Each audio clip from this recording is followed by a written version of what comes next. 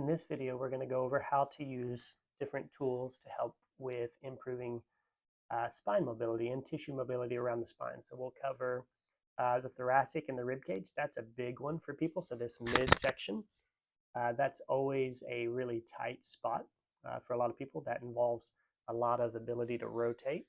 We're going to talk about the neck and how we can use probably some of these smaller balls, but even the foam roller to get into the neck. And then we'll talk about the lumbar spine, so that low back, and what we can do for that.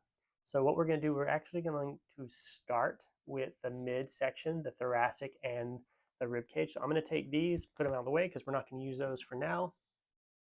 We're going to use the foam roller, and we've got a 36-inch or 3 feet long foam roller, and it's 6-inch diameter. So that works the best.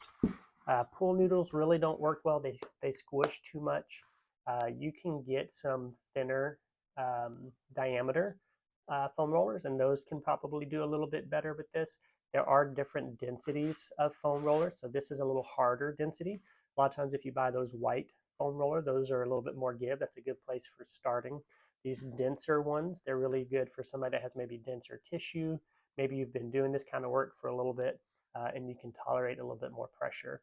And then for the spine, ideally we want it to be long enough that we can have our head and our tailbone supported. So this 3-foot long one works really, really well for that. So we're going to start off with lying on it, and we're going to put this, we're just going to sit on it. So right at my tailbone and then my head. So my head and my tailbone are both supported. And this is right along my spine. And the first thing that we're going to do is we're just going to lie on it.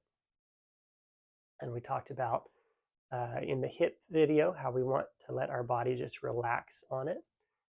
This is a great one to start with if you are feeling stiff through that mid-back. It takes that hunch that a lot of times we get and starts to help straighten that out a little bit.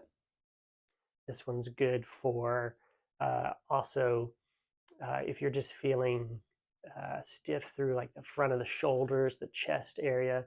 As you bring your arms out to the side with your palms up, you're going to feel a little bit of a stretch and a tension through that area.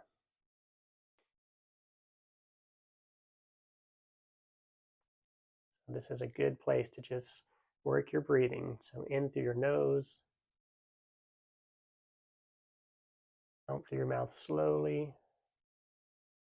And as you do that, your body's going to relax, and you'll even be able to notice. So pay attention when you lie on here, which parts of your body are touching it, which parts are not touching it, where is there space. Start to really build that awareness of your body.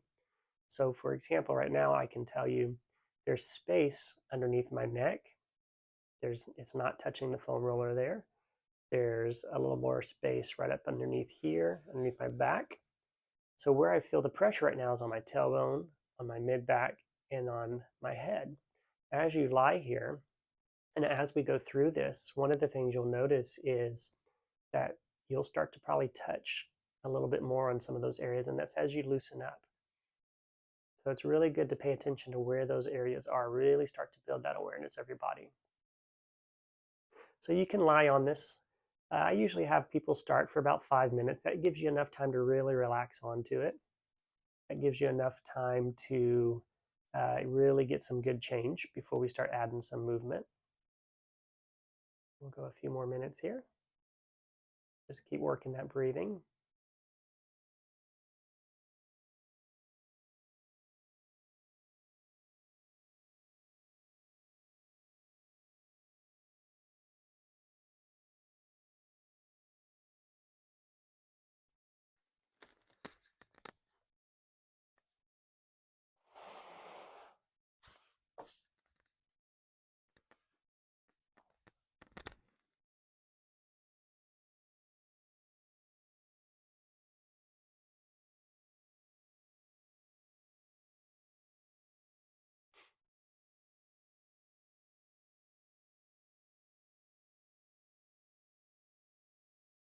All right.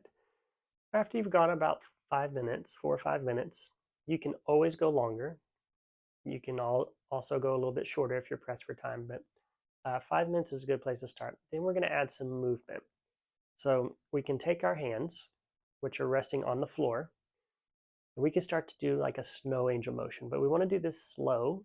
And the goal is as we start to move our arms, how high can we go and still keep the arms on the floor? For me, I'm starting to get some good tension on the left one, and that's going to be my starting point. Because if I go any further, my arms are going to start to lift. And there's still benefit if you do that. However, we're really going to get to that tightness if we can just run them along the floor and then back down. And again, use this as a self-assessment. How high can you go? All right, I can go maybe just shy of around 90 degrees. As I start to loosen up, I'll start to notice, I can go a little bit further. And then the next time you do this drill, maybe you start off going up a little higher and you notice that progress. So we're just going to go nice and slow into that tightness, not forcing it anywhere that our body doesn't want it to go. We're just going to work into that tightness and come back. Palms are up. If you need to, if this is too intense, you could do your palms down. That'll take a little tension off the front of the chest, shoulders area. A really great way to work through the front of that chest and shoulder. This is great for shoulder mobility. If you have extra mobility, if you're somebody that tends to dislocate your shoulders, if you're somebody that has hypermobility or something like Ehlers-Danlos syndrome, this would be something to be aware of, because this position can put a little more strain to the front of your shoulder, which is oftentimes where it wants to dislocate, it wants to come forward. So if that's the case, know your limits. You could build up the floor with pillows underneath to where you're not as far back into that extension. You could also, instead of doing this snow angel, maybe you find a comfortable range and you just go palms down, palms up. And here we're starting to get movement through the nerves and getting the nerves moving in a different direction. It's important to understand that when we do these types of exercises, it's not just muscles and tendons and ligaments that we're moving, or even just fascia, but the nerves are part of that as well. The nerves are surrounded by fascia. As we come up, we're putting tension on some of the nerves as they come down the arm, and you might feel that tension. As we come down, we put them on slack. So this is a great way to get those nerves moving. If you think about how your body's designed to protect what's more important to it. A nerve is much more important than a muscle. And so if that nerve will only lengthen or slide to a certain point, your body is going to tighten up to protect you from overstretching that nerve. So a lot of times that tension that we feel, those tight hamstrings or this tightness in the arm that we might be feeling, that's not necessarily just muscle tightness. That could be nerve tightness. And so we want to make sure we're doing things to get at those nerves. Good.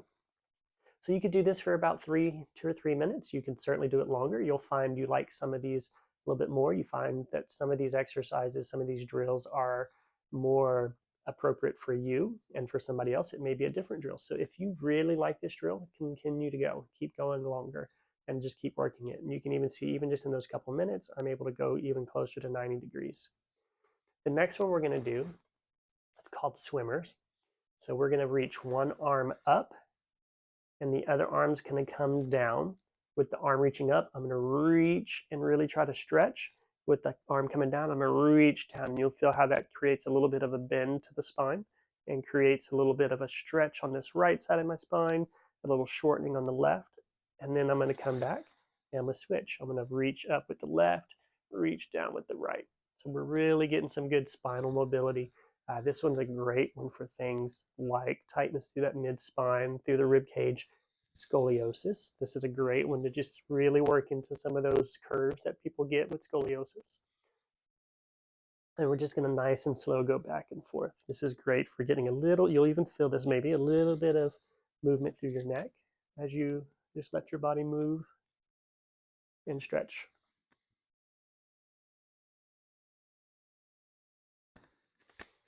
You can do this for about 3 minutes as well. But again, if this is one that you prefer, it really feels good to you, then do it longer.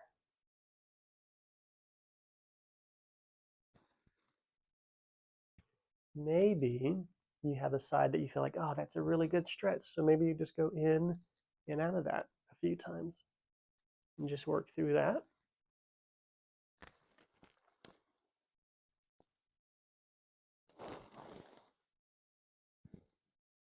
A lot of times you'll see this one done poorly, where you'll have people do it like this, and that creates movement.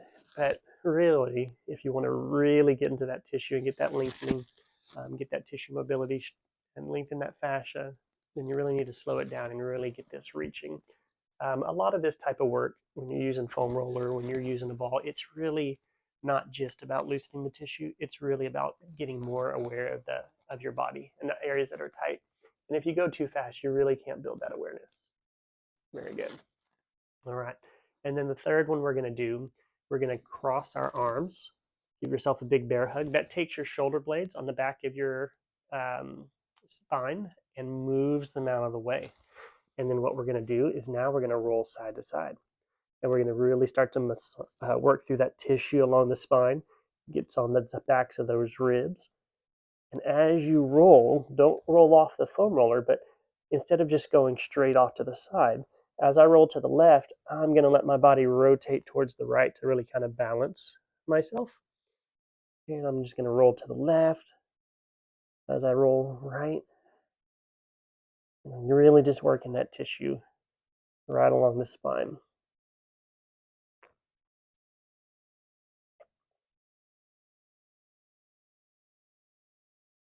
And just like with anything else, if you feel a spot, like I've got a spot here on this right side, maybe I hold some pressure there and breathe into that.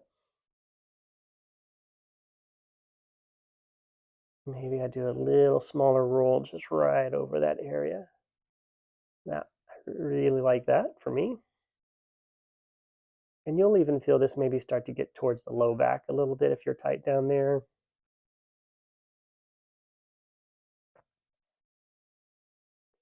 And then I'll go back to rolling. And you'll feel maybe a little soreness along the spine as you cross the spine.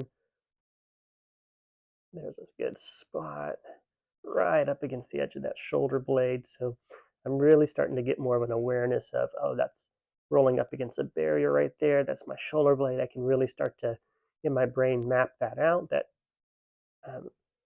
there's a tight area along there. We've got our rhomboids attaching there. We've got some trapezius muscles attaching there.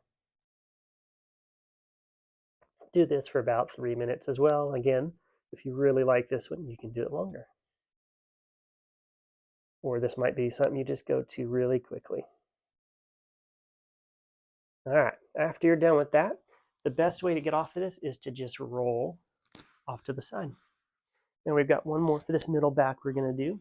We're going to turn it where it's perpendicular, and we're going to lie back on it. So a couple options here.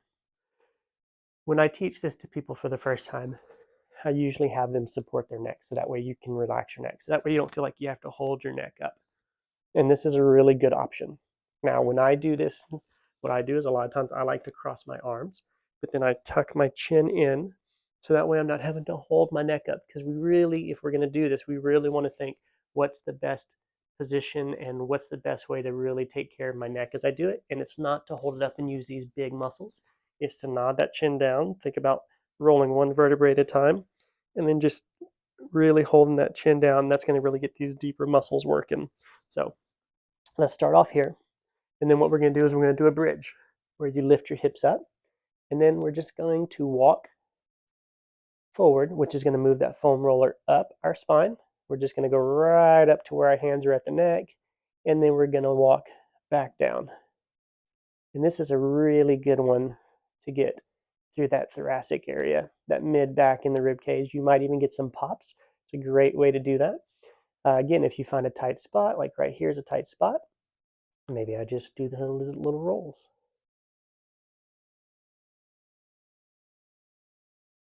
Now, the other thing that you can do is as you go to let that foam roller roll down, think about rolling one vertebrae up at a time. Tuck the chin in. As you do this, that's really where you're going to get some of these pops. And I'm just curling up all the way down to that middle back. Think right at the bottom of the rib cage. And then I'll come back, roll one vertebrae down at a time. That really protects the spine, really engages those stabilizing muscles, and also is working on control of the spine as you do this. Rolling back up.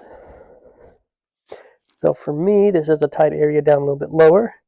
So I'm going to Roll just a little bit back and forth there. What we really want to avoid is rolling a little bit lower than this into the lumbar. We don't want to roll this direction. I'll show you what we're going to do for the lumbar here in just a second. Get that spot. Maybe I turn a little bit to the left side and really get right along that, the back of the ribs, right along that shoulder blade where I had an issue earlier. Now, if you want to try crossing your arms, just keep your chin tucked and see what that feels like. That really gets in there a little bit better. Really get to that. Now there's a spot here. If you get some pressure on it in the rhomboids, you may feel it radiate up to your neck, and that's okay. Similar to what happened in the hip, some of these muscles have trigger points and they'll refer up. So maybe this is a spot that you're like, oh, that's reproducing the headache I get, or that's reproducing the neck pain or the pain down the arm I get. It's okay to work through that as long as it's not getting worse as you do it. Ideally, as you work through that, it gets to be a little bit better. All right.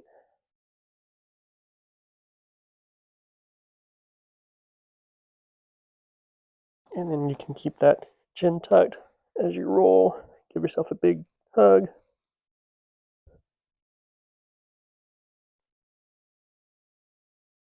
This is one of my favorite ones to come to if I just have a minute or two and I just need to really get some loosening up through there. One other option on this, you come, let's say we know, hey, that mid part of the back, I really felt a tight spot. I support my neck, chin to the chest, and now keeping my chin to the chest, maybe I work on bending backwards over it and really getting that extension. Now, I'm not bringing my head back. I'm really tucking that chin because that's going to really help me to focus on that mid back. And the other thing I'm not doing, I'm trying not to let my low back arch. See how that's arching right now? I'm really focusing on getting that mid back.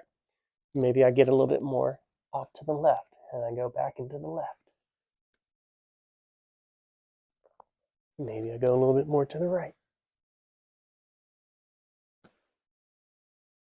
Find another spot. This is a really tight spot for me to the left, so maybe I go to the left. Now, I could hold this. I could do some big breaths in and out.